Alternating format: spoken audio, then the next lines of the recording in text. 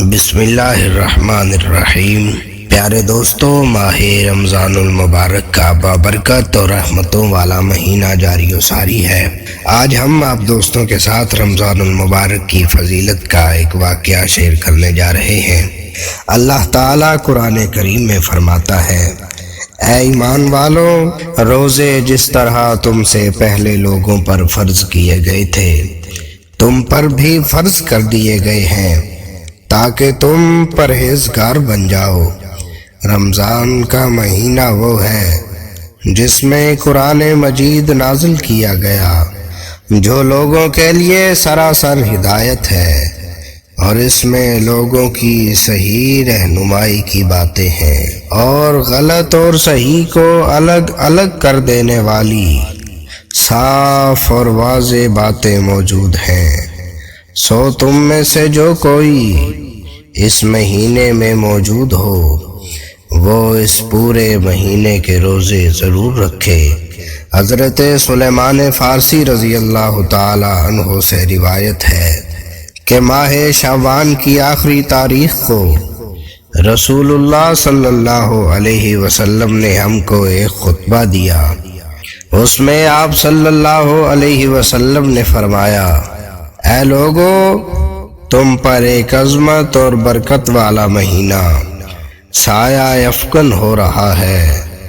اس مبارک مہینے کی ایک رات شب قدر 1000 مہینوں سے بہتر ہے۔ اس مہینے کے روزے اللہ تعالیٰ نے فرض کیے ہیں، اور اس کی راتوں میں بارگاہ خداوندی میں کھڑا ہونے یعنی نماز تراویح پڑھنے کو نفل عبادت مقرر کیا ہے، جس کا بہت بڑا ثواب رکھا ہے۔ جو شخص اس مہینے میں اللہ کی رضا اور اس کا قرب حاصل کرنے کے لیے کوئی غیر فرض عبادت، اللہ کی رضا اور ثواب حاصل کرنے کے لیے افطار کرائے تو اس کے لیے گناہوں کی مغفرت اور آتش دوزخ سے آزادی کا ذریعہ ہوگا، اور اس کو روزہ دار کے برابر ثواب دیا جائے گا، بغیر اس کے کہ روزہ دار کے ثواب میں کمی کی جائے۔ آپ صلی اللہ علیہ وسلم سے ہم نے عرض کیا کہ یا رسول اللہ صلی اللہ علیہ وسلم، ہم میں سے ہر ایک کو تو افطار کرانے کا سامان میسر نہیں ہوتا، تو کیا غربا اس عظیم ثواب سے محروم رہیں گے؟ آپ صلی اللہ علیہ وسلم نے فرمایا کہ اللہ تعالی یہ ثواب اس شخص کو بھی دے گا جو دودھ کی تھوڑی سی لسی پر یا صرف پانی ہی کے ایک گھونٹ پر کسی روزہ دار کا روزہ افطار کرا دے گا۔ اس شخص کو اللہ تعالیٰ میرے حوض کوثر سے ایسا سیراب کرے گا جس کے بعد اس کو کبھی پیاس نہیں لگے گی، تاکہ وہ جنت میں پہنچ جائے۔ اس کے بعد آپ صلی اللہ علیہ وسلم نے فرمایا، جو آدمی اس مہینے میں اپنے غلام اور خادم کے کام میں تخفیف اور کمی کر دے گا، اللہ تعالیٰ اس کی مغفرت فرما دے گا اور اس کو دوزخ سے رہائی اور آزادی دے دے گا۔ حضور اکرم صلی اللہ علیہ وسلم نے ارشاد فرمایا کہ رمضان کے 3 عشرے ہوتے ہیں۔ اس کا پہلا عشرہ سراسر رحمت کا ہے، درمیانہ عشرہ نزول بخشش کا ہے، اور آخری عشرہ تو عذاب سے خلاصی کی دستاویز ہے۔ حضرت ابو ہریرہ رضی اللہ تعالی عنہ سے روایت ہے، انہوں نے فرمایا کہ حضور سید الاولین و آخرین رسول برحق صلی اللہ علیہ وسلم نے ارشاد فرمایا، جس شخص نے رمضان کے روزے رکھے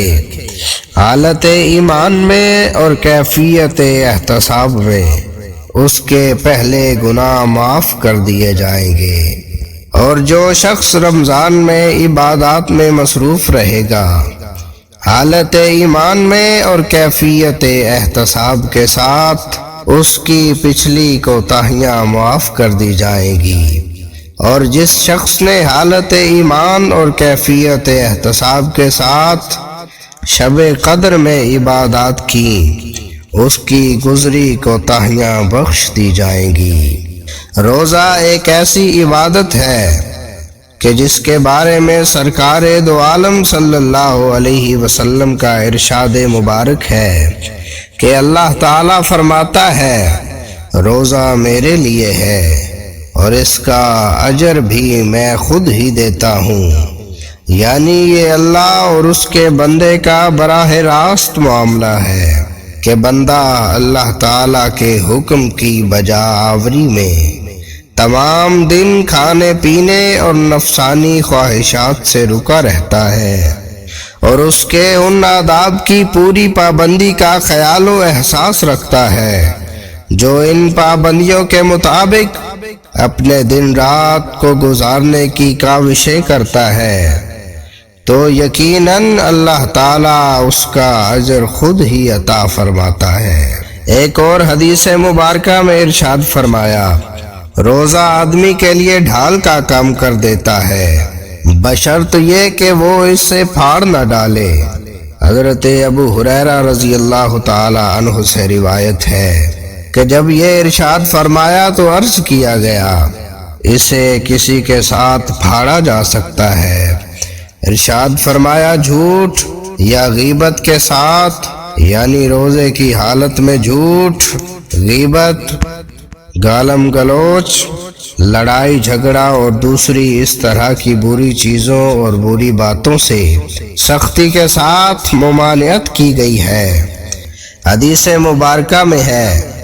جس کسی نے روزہ کی حالت میں بری بات کہنا اور اس پر عمل کرنا نہ چھوڑا تو اللہ کو اس کے بھوکا پیاسا رہنے کی کوئی ضرورت نہیں ہے۔ اگر کوئی روزہ دار روزہ رکھنے کے بعد میں فسق و فجور، لڑائی جھگڑا، گالم گلوچ، فحش گوئی یا دوسری اس طرح کی باتوں سے نہیں رکتا تو یہ اس کا روزہ ہی نہیں ہے بلکہ یہ اس کا فاقہ بن جاتا ہے جس کا اللہ تعالیٰ کے احکام کے ساتھ کوئی تعلق نہیں ہے۔ ایک اور حدیث مبارکہ میں ہے کہ روزہ صرف کھانے سے رکنے کا نام نہیں ہے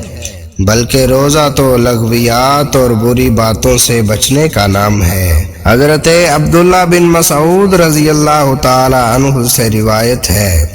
کہ جس کے اعضاء حرام کاموں سے نہیں رکتے اس کو میری خاطر نہ کھانے اور نہ پینے کی کوئی ضرورت نہیں۔ جس طرح زبان کو فحش گوئی، غیبت اور جھوٹ سے بچانا ضروری ہے، اسی طرح انسان کو دوسرے اعضاء، آنکھ، کان، ناک، ہاتھ، پاؤں کو بھی برے افعال سے بچانا ضروری ہے۔ حضرت عبداللہ بن عباس رضی اللہ تعالی عنہ کی بیان کردہ ایک حدیث مبارکہ کے الفاظ قدسی کچھ اس طرح ہیں کہ جب رمضان کا مہینہ آتا تو رسول اللہ صلی اللہ علیہ وسلم قیدیوں کو چھوڑ دیتے اور ہر سائل کی مراد پوری کرتے۔ رمضان میں جہاں بہت سی برکات و انعامات ہیں وہیں مسلمانوں کے دوسرے لوگوں کے ساتھ اچھے رویوں کی بھی تلقین فرمائی گئی ہے، اور نبی کریم صلی اللہ علیہ وسلم نے ایسے عمل مبارک سے بھی اس بات کی صرف توجہ دلائی ہے۔ گویا رمضان کا مہینہ رسول اللہ صلی اللہ علیہ وسلم اس مہینے میں باقی مہینوں کی نسبت بہت زیادہ جود و سخا اور کرم فرماتے۔ دین اسلام میں مسلمانوں کے لیے ہر موقع کے لیے آسانیاں رکھی گئی ہیں، جیسے قرآن مجید میں ارشاد ہوا جس کا ترجمہ کچھ ایسے ہے اللہ تعالیٰ تمہارے حق میں آسانی چاہتا ہے اور وہ تمہارے حق میں تنگی ہرگز نہیں چاہتا۔ روزے میں کوئی مسافر ہو یا مریض ہو تو اس کے لیے بھی رخصت کی اس طرح سے اجازت ہے کہ وہ اس حالت میں رمضان کے روزوں کی قضا بعد کے دنوں میں ادا کرے۔ اگر کوئی شخص عمر سے اس حصے میں ہے یا مرض کے اس حالت میں ہے کہ اس سے سال کے باقی ایام میں کسی بھی وقت روزہ رکھنا ممکن نہیں، تو اس کے لیے فدیہ کا حکم ہے۔ ایک اور حدیث مبارکہ میں رسول اللہ صلی اللہ علیہ وسلم نے اس مہینے کو صبر اور غمخواری کا مہینہ قرار دیا ہے۔ دینی اصلاحات میں صبر کے معنی اللہ کی رضا کے لیے اپنے نفس کی خواہش کو دبانا اور تلخیوں اور ناگواریوں کو برداشت کرنا ہے، جس سے اس کے اندر ان غرباء مساکین کی ہمدردی کا جذبہ بھی پیدا ہوتا ہے جو ناداری کی وجہ سے فاقوں پر مجبور ہو جاتے ہیں۔ اللہ تعالی ہمیں تعلیمات قرآنی و سنت نبوی صلی اللہ علیہ وسلم پر پورے طریقے سے عمل کرنے کی توفیق عطا فرمائے۔